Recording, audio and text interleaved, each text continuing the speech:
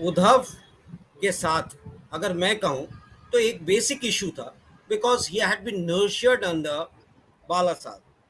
बाला साहब का क्या स्टाइल था फंक्शनिंग महाराष्ट्र में, हमारे को पैनलिस्ट जो हैं इस चीज को अग्री करेंगे कि बाला साहब ने कभी भी पावर को अपने, जिसको कहते हैं ना, फोर फ्रंट पे रह के खेलना, उन्होंने नहीं किया। उन्होंने बिहाइंड द सीन महाराष्ट्र को रूल किया।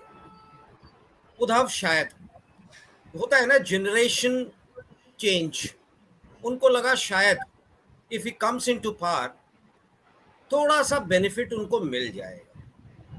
बट ये थोड़ी इमेच्योरिटी थी, एज के साथ जो होता है, ठीक है, I am not saying age wise, जो होता है कि after seeing your entire dynasty, the family having a control of a state, आपको लगता है कि अगर मैं स्टेप इन कर जाऊं तो people would be with me.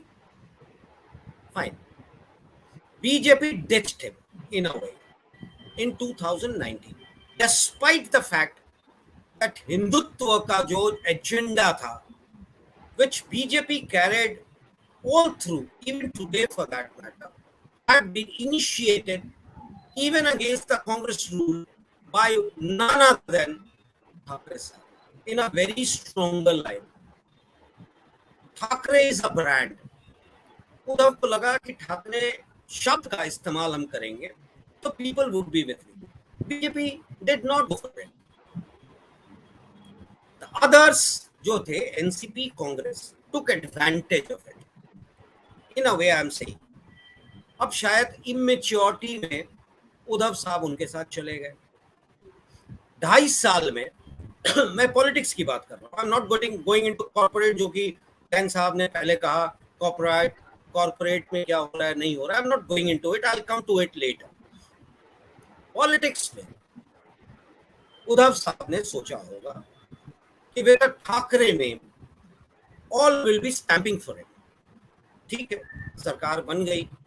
BJP को लगा कि सैफरन तो उनका ब्रांड है, देश भर में सैफरनाइजेशन और सैफरन की बात वही करते हैं, but they fail to understand that in Maharashtra it is difficult for them. उनके लिए बहुत मुश्किल था शिवसेना को टैकल करना और कंट्रोल करना।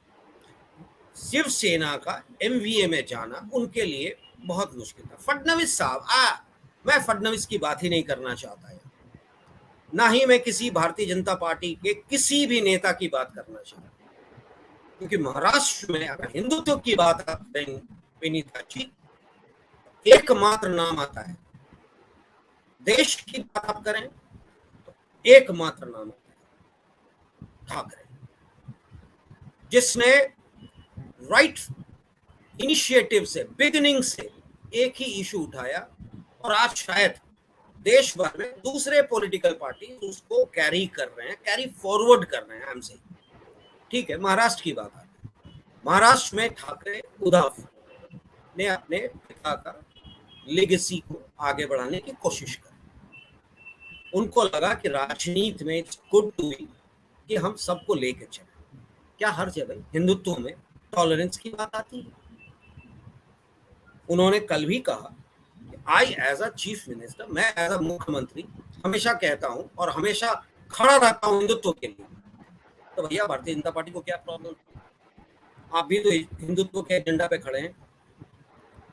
यानी कि आप एक हिंदुत्व पार्टी को, एक सैफरन पार्टी को हटाकर फिर से खेल करने की कोशिश कर रहे हैं, यानी कि पॉलिटिक्स इज देयर।